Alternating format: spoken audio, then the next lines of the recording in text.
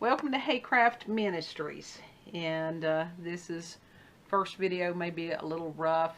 The subject of the ministry and what the ministry encompasses is rather vast, and I have youngest kid with me to try to help me stay on track and stay focused. Youngest kid has been right here through the thick of it, and he's still going through it too. Oh! So I'm going to let him sort of ask interview questions, maybe. You don't even know enough to ask a question? No, I don't have. It's all right. I don't know the questions, Mom. It's all right, baby. It's all right, because that's one of the things when you don't know what to pray, how to pray, God does. Help! Absolutely. Help! Help me! Oh.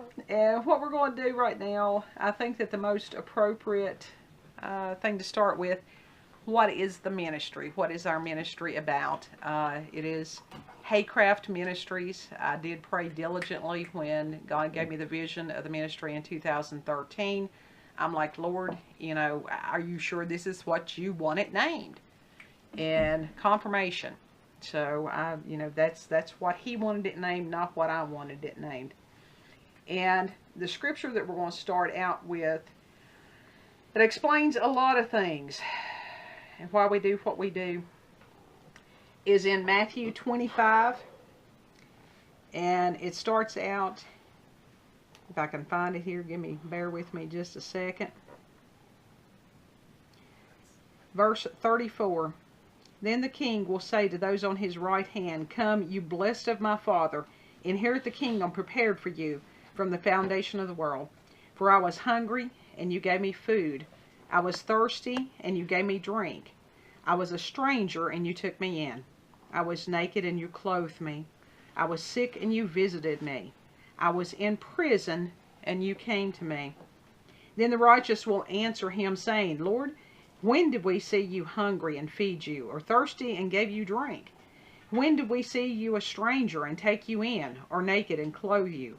Or when did we see you sick or in prison and come to you? And the king will answer and say to them, Assuredly, I say to you, inasmuch as you did it to one of the least of these my brethren, you did it to me.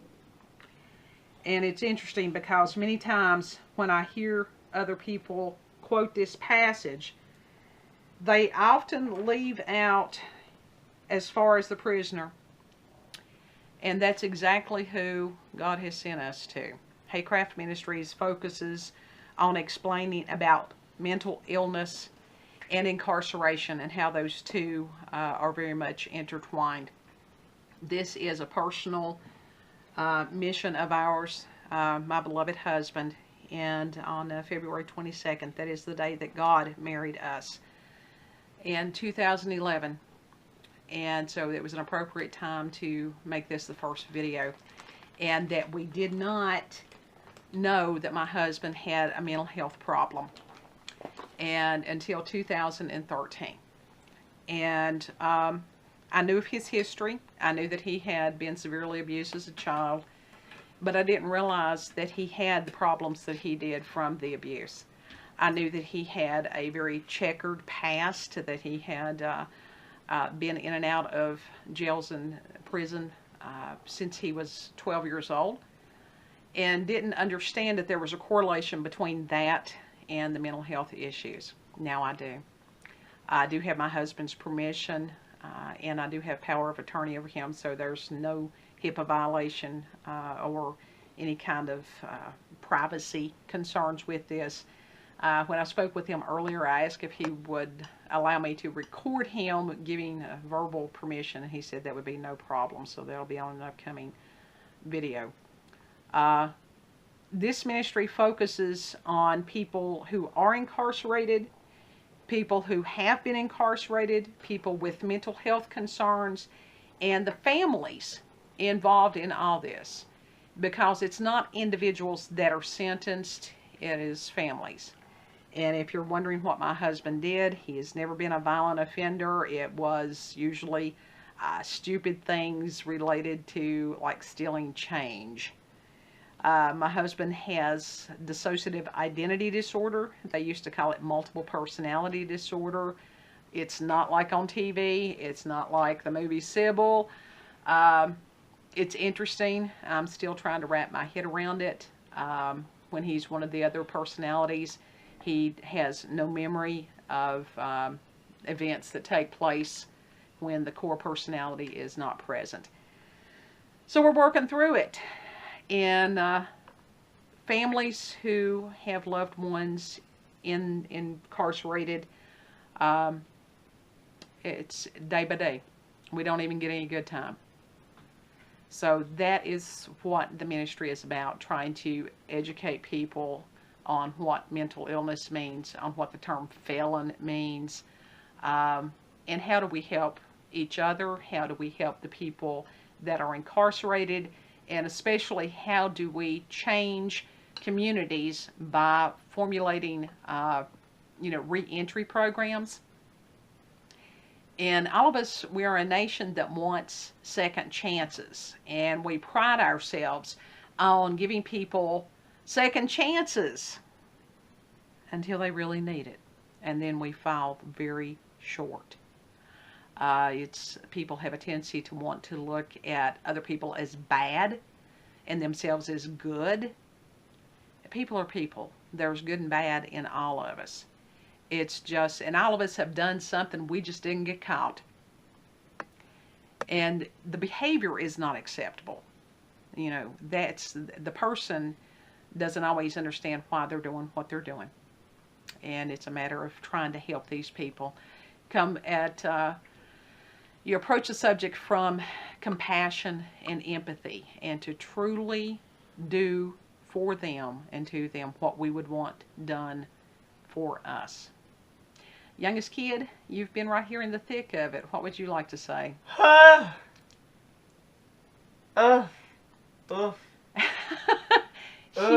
Humor is one of our greatest coping skills.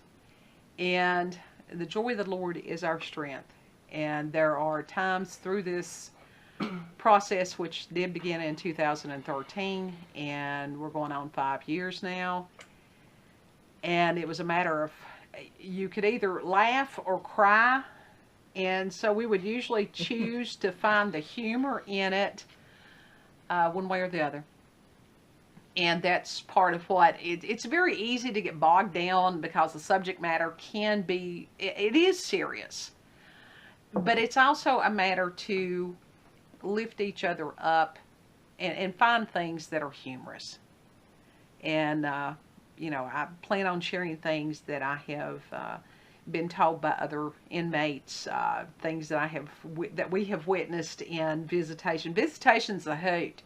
If you've never been through that process, if you've never had an officer ask you whether or not you're wearing underwear, then you have not lived. Youngest kid is just sitting here looking at me blankly. I don't know, they may not ask the men that, but they definitely ask the women that. They don't ask the men that. They don't ask the men that at all. We have to have underwear on. Well, no, you don't. But yes, we do, or else everything gets injured. Anyhow. Everything gets injured if we don't. We want to hear from other people's experiences, not just ours.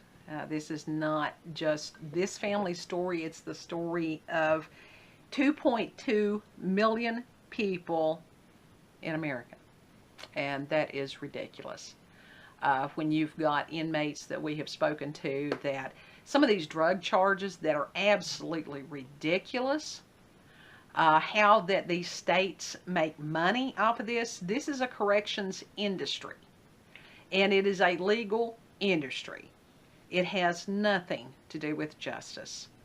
Let me give you a little bit of background on myself. I've had 3.5 years of nursing. I have a BA in psychology. I have a BA in art. I was 3.5 years, or 3-point-something years as a corrections officer. I also have worked as a mental health counselor. And so I have seen this subject from about every angle that you can. And there were things that I never believed until I went to the academy. as a corrections officer, and there was a wonderful instructor one time, because my approach was, it was a matter of helping these people so that they did not have to be incarcerated. And he looked at me one time and he said, "You're looking for this to be fair. This has nothing to do with fair." And I had an epiphany then. And that was long before any of this other happened. So we will pray one for another. I'm not sure how many videos that I will be able to produce during a week. It depends on what kind of week I have. How my week is depends on what kind of week my husband is having. And it has been a challenge to work with somebody that is incarcerated as far as mental health counseling. And I just at some point want to go back to being wife. It wasn't my husband's choice to be broken. But it's also God's job to heal him. And I know what God promised me. And I'm just waiting. You all have a beautiful, blessed day. Night.